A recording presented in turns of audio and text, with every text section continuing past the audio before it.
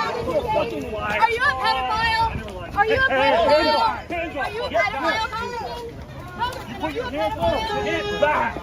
Are you a pedophile, Congressman Gaetz? Are you a pedophile? Congressman, are you a pedophile? Are you a pedophile, Congressman Gaetz? We start with breaking news here today. In President-elect Donald Trump's nomination of Matt Gaetz for Attorney General, ABC News is now learning exclusively that the woman who accused Gaetz of having sex with her when she was just 17 years old shared her claims in closed-door testimony before the House Ethics Committee. That is according to sources that are familiar with this investigation. Now, Gaetz has long denied these accusations. Yesterday, he stepped down from Congress following his nomination for Attorney General. Let's get now to ABC News' Jay O'Brien, who's live for us on Capitol Hill. So, Jay, this is quite stunning news here. What more are we learning here about what she potentially said in front of the House Ethics Committee? Yeah, Kana, ABC News has learned, according to multiple sources, that the woman at the center of this investigation into Matt Gaetz for allegations of sex trafficking told the House Ethics Committee when she was interviewed by that committee that she had sex with Matt Gaetz when she was 17 years old and in high school, and Matt Gaetz was a member of the United States Congress. That, again, according to multiple sources who spoke with our Will Staken and our investigative team here at ABC News. Previously, the Department of Justice investigated these allegations of sex trafficking into Matt Gaetz. They did not bring criminal charges. Matt Gaetz has denied any wrongdoing. And then there became this House Ethics Committee investigation into Gaetz, which looked into similar allegations. And it's over the course of that investigation that ABC News has now learned that this woman in question said that Matt Gaetz had sex with her when she was 17 years old, and he was a member of Congress, and she was, of course, a minor.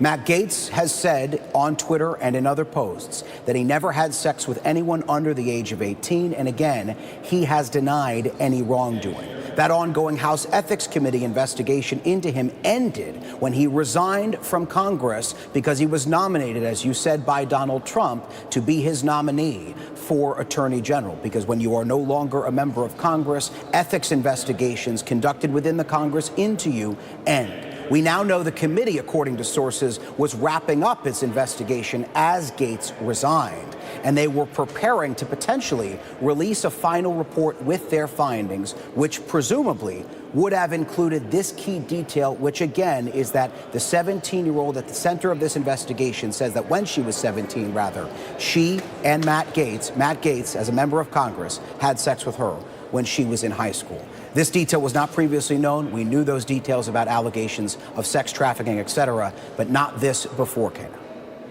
And we have known that in the past investigation here, perhaps there were some questions about the witnesses. We know that back in 2022, prosecutors declined to actually bring charges against him. As you point out, he has denied this over and over again. But this has been an ongoing investigation. And if this were to be released, there would be a lot of information. And it sounds, Jay, like there's growing calls here for this report to be released, and also some concern that if it's not released, it just might be leaked.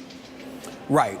That report is held in the hands of the House Ethics Committee, which has said that it won't release the report because that investigation is over and Matt Gaetz is no longer a member of Congress. So this investigation doesn't have jurisdiction, is what one Republican on Capitol Hill told me. Nonetheless, there are calls for that report to be preserved and released. There are Senate Republicans and Democrats at this hour who say they want a copy of that report if Matt Gaetz is ultimately brought in front of the Senate, testifies in front of the Senate as nominees for cabinet-level positions do, and is voted on by the Senate on the Senate floor, as again is the process for cabinet-level nominees. We've heard from Democrats who have demanded that the House Ethics Committee hold on to a copy of this report. We've even heard from some top Republicans who say they would like to see this report as well. Again, we do not know what's in the report. We don't know if it would be released, but there are demands at this hour in the Senate that if they're going to consider Matt Gaetz as a nominee,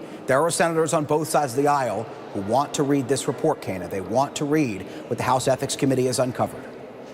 They certainly do want to read it, and if they could, Jay, any idea how that might impact, say, specifically growing GOP concern about this nomination and the opposition to it? Because we know there seems to be a growing chorus here of not just Democrats, of Republicans who are concerned about this nomination.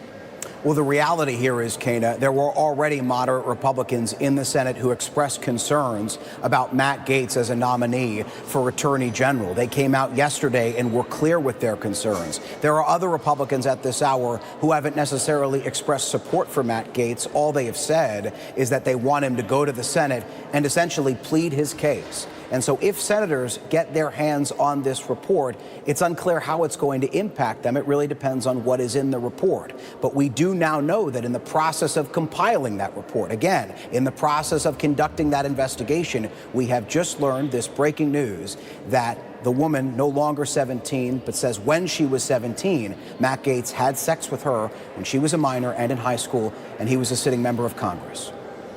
Right, and the news here is that it sounds like she testified behind closed doors in front of this House Ethics Committee. And now people certainly want to read this report. Jay O'Brien, thank you so much for being here with us.